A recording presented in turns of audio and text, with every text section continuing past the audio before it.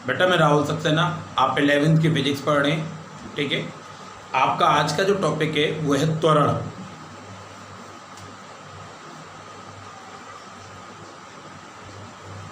आपका आज का टॉपिक है त्वरण। त्वरण किसे कहते हैं? किसी पिंड के वेग परिवर्तन की दर, पिंड के वेग परिवर्तन की दर को त्वरण कहते हैं। ठीक है, त्वरण को स्मॉल ए से व्यक्त करते हैं। स्मॉल ए यानी वेग परिवर्तन बटे समय, वेग परिवर्तन की दर अर्थात वेग परिवर्तन बटे समय आपका त्वरण कहलाता है। त्वरण का मात्रक मीटर प्रति सेकंड स्क्वायर होता है। ठीक है, विमीय सूत्र L t-2 होता है और ये एक सदिश राशि है। त्वरण किसे कहते हैं? किसी पिंड के वेग में एकांक समय में होने वाला परिवर्तन अर्थात वेग परिवर्तन की दर को त्वरण कहते हैं। त्वरण को स्मॉल ए से दिखाते हैं। त्वरण बराबर होता है वेग परिवर्तन बटे समय। इसका मात्रक मीटर प्रति सेकंड स्क्वायर होता है। इसका विमीय सूत्र L t-2 होता है। ठीक है, ये एक सदिश राशि है, यानी इसका मान धनात्मक, ऋणात्मक, शून्य कुछ भी हो सकता है। लेकिन जब त्वरण का मान ऋणात्मक होता है बेटा, तो फिर हम उसे कहते हैं मंदक।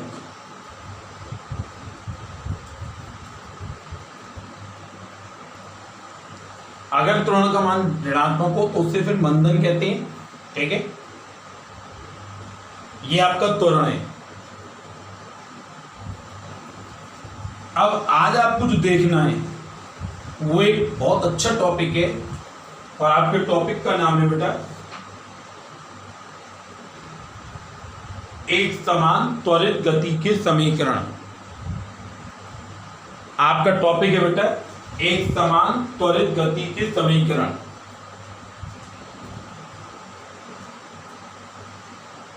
एक समान त्वरित गति के समीकरण।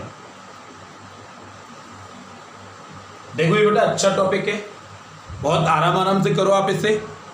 ठीक है, वैसे मैं इसके नोट्स भी भेजूंगा, लेकिन आप ये मानो कि आपको यहाँ मेरे साथ साथ करना ही है। टॉपिक का नाम है एक समान त्वरित गति के समीकरण, जिसे हम सामान्य लैंग्वेज में कहते हैं गति के समीकरण।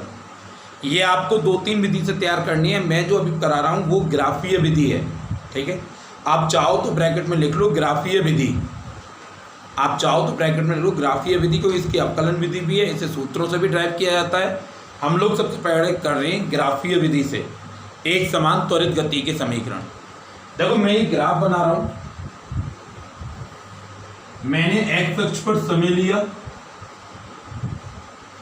t, वाई अक्ष पर वेग लिया। ठीक है, मान लो किसी पिंड का प्रारंभिक वेग u है, ये एक समान त्वरित गति से गति करता है। इसका अंतिम वेग v है और यहां तक पहुंचने में जो समय लगा वो t है। 0 समय पर इसका प्रारंभिक वेग u है, t समय पर इसका जो वेग है वो v है। इसके वक्र का ये जो ढाल है वो थीटा है। इसे हम नाम डाल दें, ये a बिंदु, ये b बिंदु, ये c बिंदु, ये d बिंदु और ये e बिंदु। आप अपनी कॉपी पर ऐसे लिखोगे, माना कोई पिंड एक समान त्वरण स्मॉल a, माना कोई पिंड एक समान त्वरण स्मॉल a से गतिमान है। इसका प्रारंभिक वेग u है। t समय में s दूरी चलने के बाद, t समय में s दूरी चलने के बाद इसका वेग v हो जाता है। s दूरी चलने के बाद इसका वेग v हो जाता है।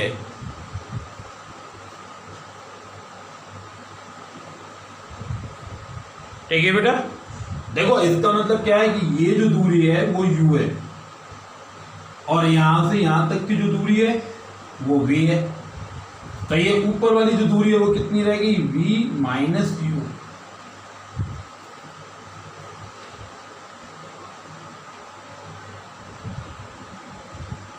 ये जो दूरी है वो कितनी है, u है। ये पूरी दूरी v हो गई, तो ये कितनी रहेगी, v माइनस यू। ये 0 है, ये t है, तो ये कितना हो गया, t। ठीक है बेटा। अब नीचे लिखो नंबर 1, नीचे आप लिखोगे नंबर 1 लिखो। हम जानते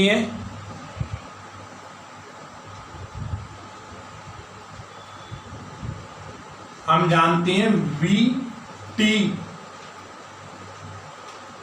वक्र का ढाल, हम जानते हैं वी टी वक्र का ढाल त्वरण को व्यक्त करता है।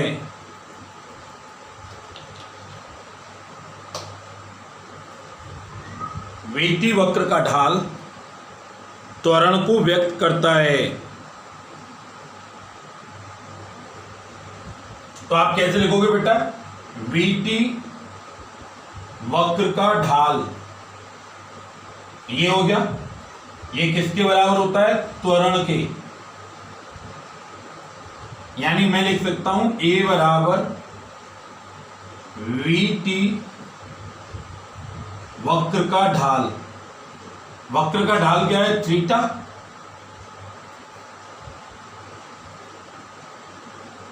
हम जानते हैं यदि थीटा छोटा हो तो थीटा लगभग बराबर टेन थीटा ले लेते हैं, ये ट्रिग्नोमेट्री का नियम है। तो हमारा a बराबर क्या हो गया, टेन थीटा। त्रिभुज BDC में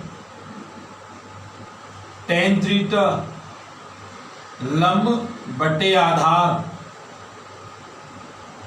यानी टेन थीटा लंब कितना है, DC, आधार क्या है, BD।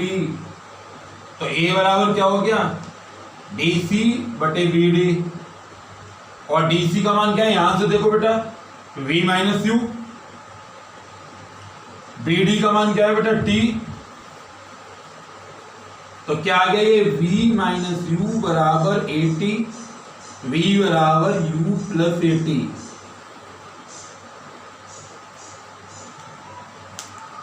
दोबारा देखो एक बार, आपने ये लिया कि कोई पिंड एक समान त्वरण स्मॉल a से गति कर रहा है, उसका प्रारंभिक वेग u है, वो s दूरी चलने के बाद t समय में s दूरी चलने के बाद उसका वेग v हो जाता है।